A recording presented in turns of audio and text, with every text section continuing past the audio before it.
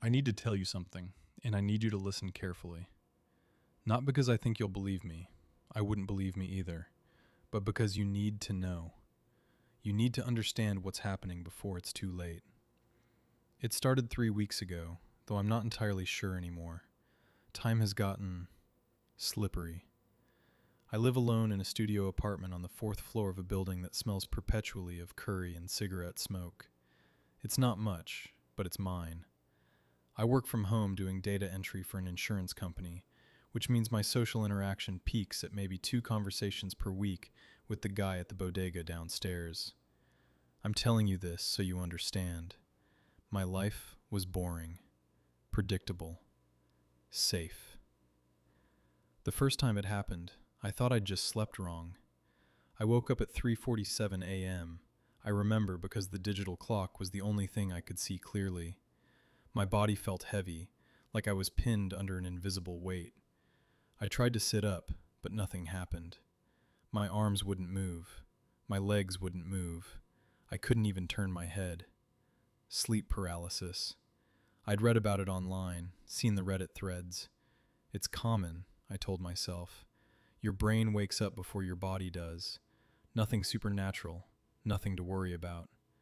I focused on my breathing. In, out, in, out. And after what felt like an eternity, but was probably only 30 seconds, I could wiggle my fingers, then my toes. Then everything released at once, and I sat up gasping like I'd been underwater.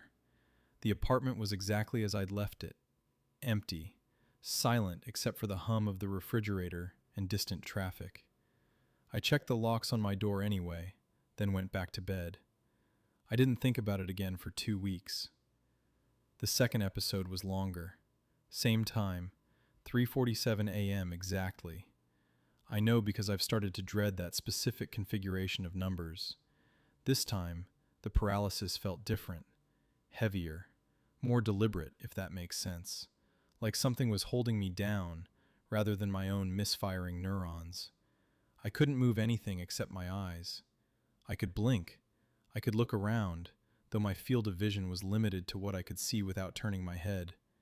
The ceiling, the top of my dresser, the window with its half-drawn blinds letting in strips of orange streetlight. That's when I noticed it. The shadow in the corner of my room. I'd never paid attention to that corner before. It's just dead space between my closet and the wall, filled with nothing but a cardboard box of winter clothes I haven't unpacked since I moved in. But now, staring at it because I literally couldn't look anywhere else, I saw the shadow there was darker than it should be. Thicker, like it had substance. I blinked. The shadow was closer. Not by much, maybe a foot, but it had definitely moved. I could see more detail now. Not a shape exactly, but a density, a presence. My heart hammered against my ribs, but my body remained frozen, useless. I kept my eyes open as long as I could. My vision started to blur. My eyes burned. I had to blink.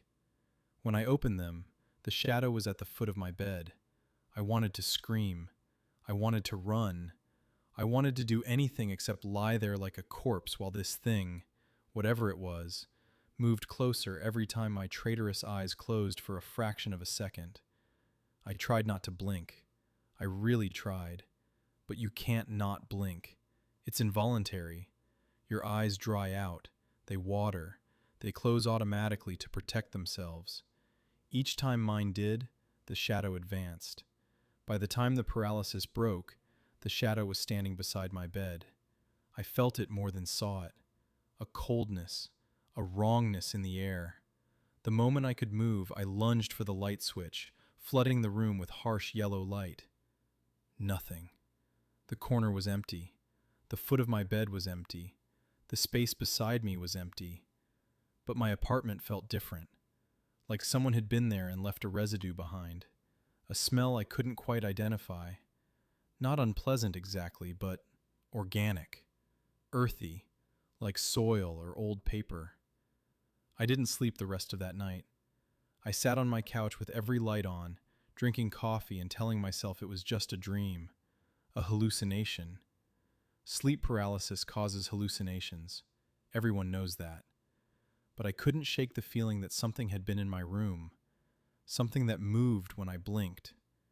I started researching obsessively. Sleep paralysis, hypnagogic hallucinations, shadow people. The internet is full of stories like mine. Thousands of people who've seen figures in their rooms, felt presences, experienced the same crushing weight on their chests.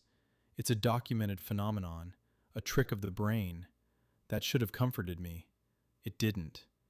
Because none of the stories I read mentioned blinking. None of them described the methodical, mechanical way the thing moved closer. Like it was following rules. Like it was playing a game. The third episode happened 5 days later. 3:47 a.m. Of course. This time, I was ready. I'd left my bedside lamp on, thinking light might help. It didn't. The paralysis hit like a wave, and suddenly I was frozen again, staring at my ceiling. I could hear it before I saw it. Breathing. Not loud, but close. Rhythmic and wet, like someone with a chest cold. It was coming from the corner. The same corner. I moved my eyes as far right as I could. The shadow was there, but different now. Taller. More defined. I could almost make out a shape. Something vaguely humanoid, but wrong in proportions I couldn't quite process. I kept my eyes open. Seconds ticked by. 10, 20, 30. My eyes watered. The shadow didn't move. I blinked. It was at the foot of my bed, exactly where it had been last time. But now I could see more details. Long arms, too long, hanging past where knees should be. No face that I could distinguish, just a smooth darkness where a head should be. The breathing got louder. I held my eyes open until they burned, until tears ran down my temples into my hair. I counted in my head. 1 Mississippi. 2 Mississippi. 3 Mississippi. I blinked. It was beside my bed, close enough to touch me if it wanted to. And I realized with creeping horror that it was waiting. Waiting for me to blink again. Waiting to get closer. Waiting for something. My eyes were on fire. I couldn't hold them open any longer. I blinked. It was leaning over me. I could feel its breath on my face, cold and damp and smelling of earth. I could sense its mass, its presence, the weight of its attention focused entirely on me. If it had eyes, they were looking directly into mine. I tried to scream. Nothing came out. I tried to close my eyes, to shut it out, but I couldn't, because closing my eyes meant blinking, and blinking meant it would get closer, and there was nowhere closer for it to get.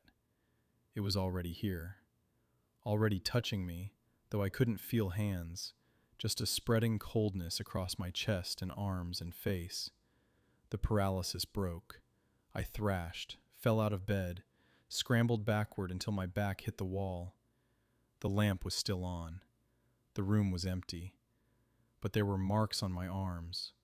Not scratches exactly, more like impressions, as if someone had pressed their fingers into my skin hard enough to leave temporary indentations.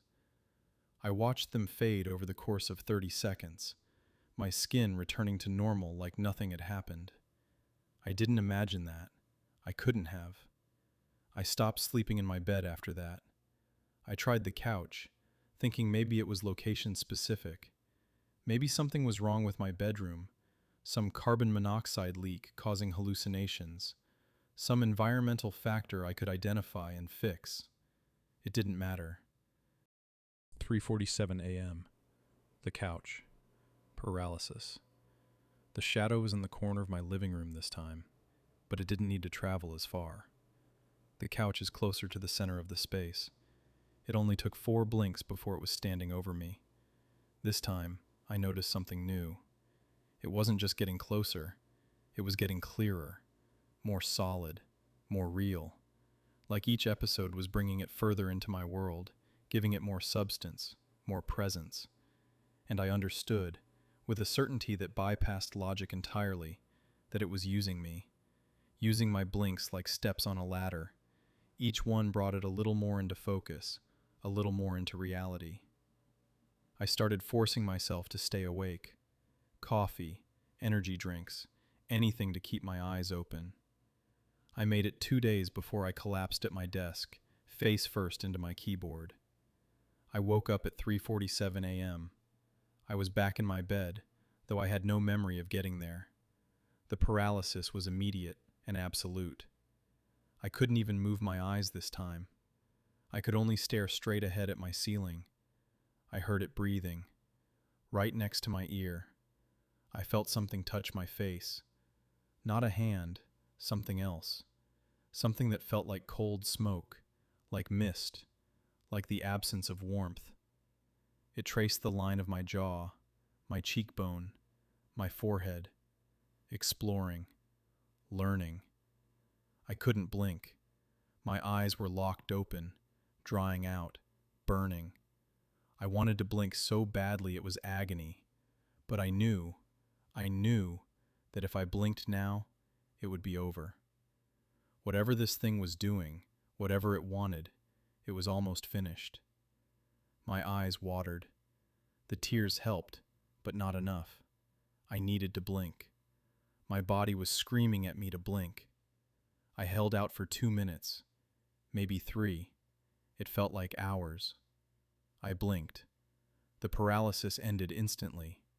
I sat up, gasping, looking around wildly.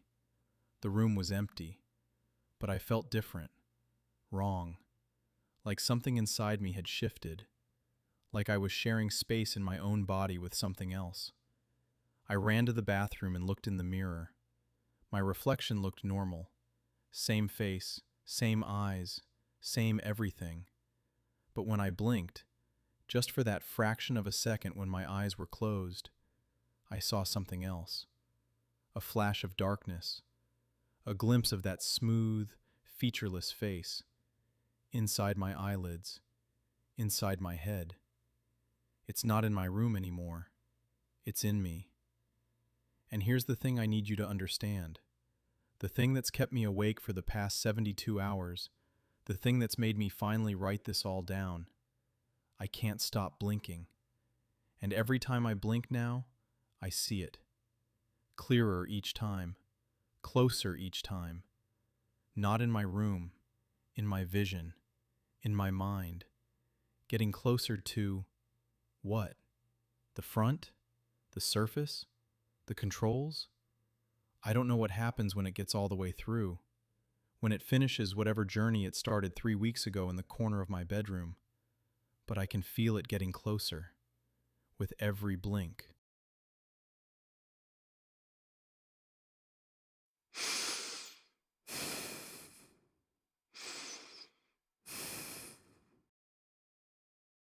Every place has its sounds, its drafts, its strange little habits. Old buildings especially, they creak, they settle. They remember things long after the people who lived there are gone. My place had a smell like dust and boiled coffee, and something faintly medicinal, like a hospital corridor from 30 years ago. It came with a recliner, too, a big vinyl thing in the corner of the bedroom that the landlord said was too heavy to bother moving. I didn't mind it, saved me buying furniture. The first night I woke up paralyzed, the chair was empty. I remember that clearly because it was the first thing I checked.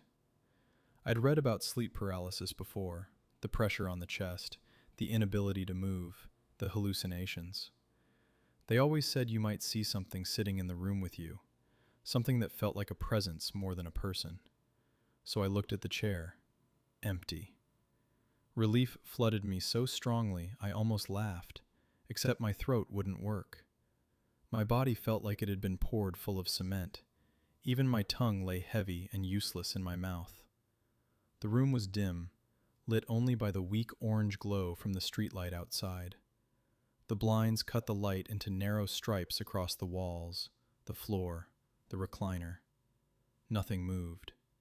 After a minute or two, it felt like much longer, the paralysis broke. I gasped, rolled onto my side, and lay there shaking, listening to my heart slam against my ribs.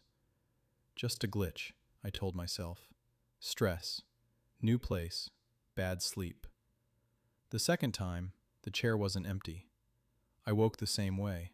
Suddenly, violently aware, lungs working too hard for air that didn't seem to go deep enough. My arms lay flat, palms turned slightly upward, like I'd been arranged for burial. The streetlight stripes crossed the room exactly as before. Except now, they stopped at something. Someone sat in the recliner. At first I thought it was a pile of clothes. Laundry I'd forgotten, thrown there without thinking. But the shape was too upright, too deliberate. He sat with his hands on the arms of the chair, head slightly bowed, as if he'd fallen asleep waiting for something. My stomach turned to ice. He wasn't large, but he had a dense kind of presence, the way some people fill a room without moving. He wore what looked like a dark suit, the kind that might have been black once, but had faded into a tired charcoal over years of use. His face was in shadow. I tried to scream. My jaw trembled, teeth clacking softly together, but no sound came out. This isn't real, I told myself. The man did not move, not breathing, not shifting, not even the subtle sway you get from someone trying to sit comfortably. Just stillness. Seconds crawled by. My chest burned from shallow breaths. Tears leaked from the corners of my eyes into my hair. Then, slowly, he lifted his head. The movement was so gradual it took a moment to register, like a corpse settling rather than a living person choosing to move. His face came into the streetlight stripes. It wasn't grotesque, not rotting, not skeletal, just wrong. Too pale, the skin stretched tight across the bones as if it had dried there. His eyes were open wide enough that no crease formed at the corners, the whites dull and slightly yellowed. He looked directly at me, not surprised, not angry, not curious, just aware. And then, God help me, he smiled. Not a big grin, just the faintest upward twitch at the corners of his mouth, the way you might acknowledge someone across a room. He leaned forward slightly, elbows still planted on the chair arms, as if preparing to stand. The paralysis broke before he could. I bolted upright with a choked scream. The chair stood empty, its cracked vinyl seat reflecting the streetlight like dull water. I didn't sleep the rest of the night. In the morning, I called the landlord. Tried to sound casual. "Hey, that chair, the one in the bedroom. Previous tenant, leave it behind?" He hesitated just long enough to notice. "Yeah," he said finally. "Old guy. Lived there a long time. Family didn't want the furniture." "Did he, die there?" Another pause. Longer this time. "Natural causes," he said. "Look, you want it gone? I'll get someone to haul it out." I almost said yes. Almost. But daylight makes you brave in stupid ways. Makes everything feel manageable, explainable. I laughed it off, said it was fine. That night, I shoved a pile of books onto the chair, just to prove to myself it was nothing. The paralysis came anyway. I woke to the now familiar suffocating weight, the sense of being pinned inside my own body. The books were still on the chair. Relief came fast, until I noticed the man standing beside it. He was closer now, just a few feet from the bed, hands hanging loosely at his sides. Up close, the details were worse.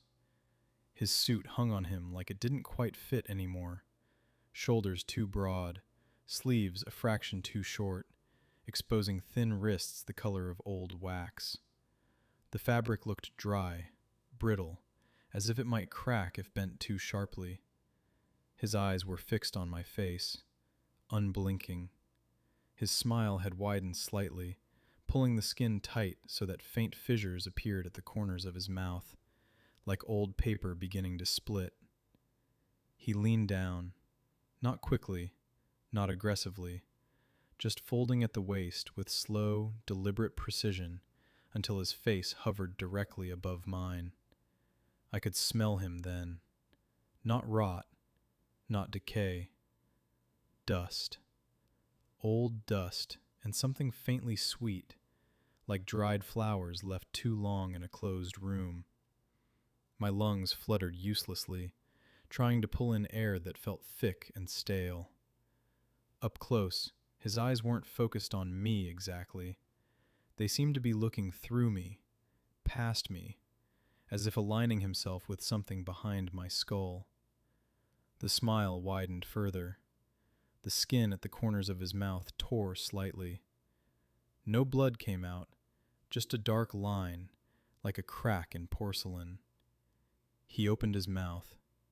Inside was only darkness. No tongue, no teeth, just depth. Something shifted in that darkness. A faint, wet sound emerged. Not quite a word, not quite breath. More like air being forced through something that didn't understand how speech worked anymore. The paralysis broke. I screamed, loud enough to hurt my throat, scrambling backward across the bed until I hit the wall. The chair was empty, but the books I'd stacked on it lay scattered on the floor, as if they had been brushed aside in a hurry. I stopped sleeping in the bedroom after that.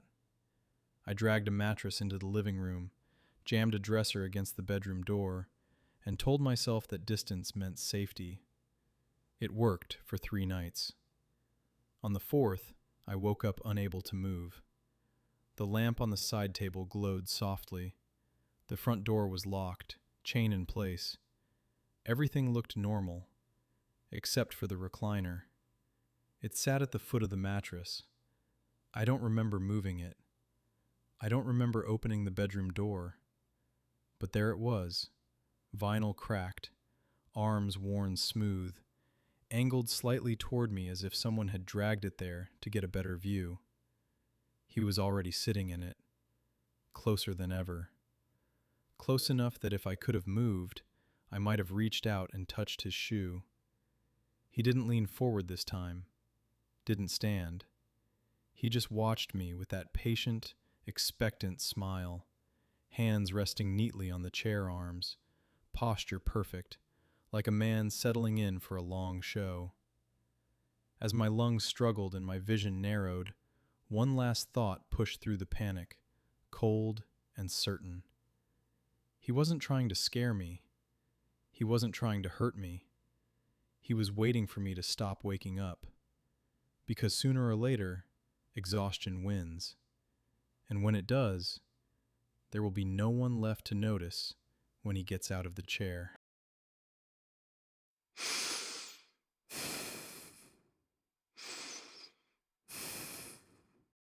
Two weeks ago, my biggest problem was boredom. I'm 34. I work nights as a security guard at a distribution warehouse outside the city. 12-hour shifts, walking empty corridors, checking locked doors, watching grainy camera feeds where nothing ever moves. It's quiet, predictable, and most people can't stand it. I love it. No people, no noise, no surprises. I sleep during the day in a studio apartment that smells faintly of dust and instant coffee. Same routine every morning. Get home at 7:30, shower, blackout curtains closed, fan on for white noise, out by 8. Nothing weird had ever happened there. Until the sleep paralysis started. The first time, I woke up flat on my back, staring at the ceiling. I couldn't move a muscle. Not my fingers, not my jaw, nothing. My chest was tight, breathing shallow. Panic surged, but I forced myself to stay calm. I'd heard about sleep paralysis before. Brain wakes up before the body. Temporary, harmless. Just wait it out. Then I noticed someone standing in my doorway. The hallway behind them was dim, lit only by the bathroom light I always leave on. The figure was completely still, just a silhouette at first. Tall, thin, watching. My front door was locked. I remembered locking it. A cold wave of fear rolled through me. The The figure stepped forward. A woman. Her clothes were dark, like they were wet or stained. Her hair hung loose around her face in uneven strands. One arm dangled strangely, like she'd forgotten how to hold it properly. But what froze my blood wasn't her posture. It was her expression. She was smiling. Not a normal smile, not friendly, not even human. Her mouth was stretched far too wide, pulling the skin of her cheeks tight like it might split. Her lips peeled back to show teeth all the way to the back of her jaw. Too many teeth, too exposed, gums dark in the low light. The smile didn't reach her eyes. Those were wide, flat, unblinking, like she was wearing happiness the way a mask wears a face. We stared at each other, me trapped in my body, her grinning in my doorway like she had all the time in the world. Then her head tilted, too far, too smoothly, as if her neck were made of rope instead of bone. The paralysis broke with a violent jolt. I lurched upright, choking on air. The doorway was empty. I leapt out of bed, turned on every light, checked the locks twice. No sign of anyone. No sound of footsteps. No open windows. Nothing. I told myself it was a hallucination. People see demons, shadow figures, intruders. The brain panics and invents something to match the fear. I didn't sleep again that day. 3 nights later, it happened again. Same paralysis, same position, same doorway. But she was closer. Standing just inside the apartment now, near the kitchenette. Close enough that I could see details I hadn't before. Her skin looked wrong. Not pale exactly. More like the color had been drained out of it, leaving something dull and gray underneath. There were dark streaks down her clothes like she'd walked through heavy rain, or something thicker. And that smile, it was wider. The corners of her mouth stretched almost to her ears now, skin pulled so tight it looked painful. The muscles in her cheeks trembled slightly, like it took effort to hold that expression. She didn't blink, didn't breathe, didn't sway, just stared. Then, slowly, she lifted one hand. Her fingers jerked upward in small, uneven motions, like a puppet pulled by tangled strings. And she waved, like she recognized me. The paralysis snapped. I rolled sideways off the bed, hitting the floor hard enough to bruise my shoulder. By the time I scrambled up, she was gone. But the smell wasn't. A damp, metallic scent hung in the air, like wet pavement after a storm, mixed with something sharp and sour. It lingered for hours. I stopped sleeping normally after that. Lights on, TV on, coffee constantly. I'd pass out only when exhaustion physically overpowered me, usually sometime in the afternoon. It didn't matter. She still came. Sometimes she stood in the doorway, sometimes in the corner. Once, I woke to find her crouched beside the bed, her face level with mine, that monstrous grin inches from my eyes. Up close, I could see the skin at the corners of her mouth splitting slightly, tiny dark lines where flesh had been stretched too far. Her breath smelled cold, like damp earth. She didn't move. She just watched, enjoying it. The next time it happened was the first time she spoke to me. I woke paralyzed on my side, facing the wall. I could feel something behind me, the subtle dip of the mattress, the faint disturbance of air. Then a voice, right next to my ear. Wet, breathy, wrong. Do you remember me? Every hair on my body tried to stand up at once. I wanted to say no. I wanted to say anything. My mouth wouldn't move. A hand brushed my shoulder, ice cold. You left. The words dragged like they were being pulled through mud. Left where? Left when? I didn't know what she meant. The paralysis broke and I bolted upright, spinning around. Nothing. Just tangled sheets and a pounding heart. Days passed, or maybe weeks. My sense of time blurred into a fog of caffeine and dread. Then, one afternoon, I made a mistake. I fell asleep on the couch with the curtains open. Sunlight filled the apartment, and when I woke, she was there, standing at the foot of the couch in full daylight, clear, solid, undeniable. Her skin looked even worse in the light, mottled gray with faint dark patches beneath, like bruises rising through the surface. Her clothes clung to her as if permanently damp. And the smile. God. In the daylight it was obscene. Her lips were stretched so wide the skin at the corners had torn slightly, revealing raw, red lines. Her teeth were fully bared, gums exposed, jaw open just a little too far, like she was stuck mid-laugh. But her eyes were empty. No joy, no rage, no mercy. Her head tilted again, that same boneless motion. You don't remember. No, I croaked. The smile twitched wider. A soft, broken sound escaped her throat. Rain, she whispered. My stomach tightened. Road. My pulse quickened. Car. Something cold slid down my spine. She took a step forward. A memory flickered, not clear, just fragments. Headlights reflecting off wet asphalt, wipers thrashing. A shape in the road that appeared too suddenly to process. A thud. I shoved the memory down instantly, like I had every time it surfaced. It wasn't... My voice shook. I didn't hit anyone. Her smile didn't change. You saw.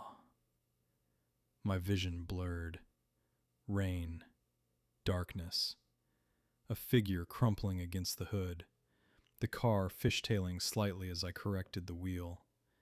The rearview mirror showing something in the road behind me. Moving. Then me pressing the gas. No, I whispered. No, no, no. Her grin stretched even wider, skin trembling at the edges. Tears streamed down her face. I thought it was an animal, I choked. I thought... She leaned closer, that horrific smile filling my vision. You knew. I tried to run that night, packed a bag, got in my car, just drove, anywhere, away from the apartment, away from her. Rain started as soon as I hit the highway. Of course it did. My hand shook on the wheel. Every set of headlights felt like an accusation. Every dark stretch of road made my chest tighten. Then I saw her, standing in the middle of the lane ahead, exactly where she must have stood before. I slammed the brakes. Tires screamed. The car skidded to a stop inches from her. She didn't flinch. Rain poured through her hair, through her clothes, through her body, as if she were only partly there. But the smile was solid, horribly real. She slowly raised one hand and pointed down. At the road. At a dark stain on the asphalt that hadn't been washed away even after 3 years. Suddenly, she was sitting beside me. The air in the car turned icy. The windows fogged from the inside. The smell of wet pavement and iron filled my lungs. You remember now, she said. I couldn't speak. She reached out. Her hand touched mine on the steering wheel. Cold flooded through me. Not pain. Weight. Impact. Darkness. I saw the road from her perspective. Headlights bearing down. Nowhere to go. the moment of understanding just before the hit. Then nothing. If you ever wake up and think the nightmare is over, check your door, check your floors, and whatever you do, don't assume you woke up alone. Because some things don't want revenge. They don't want justice. They just want you to know exactly what it feels like to be left there, all alone.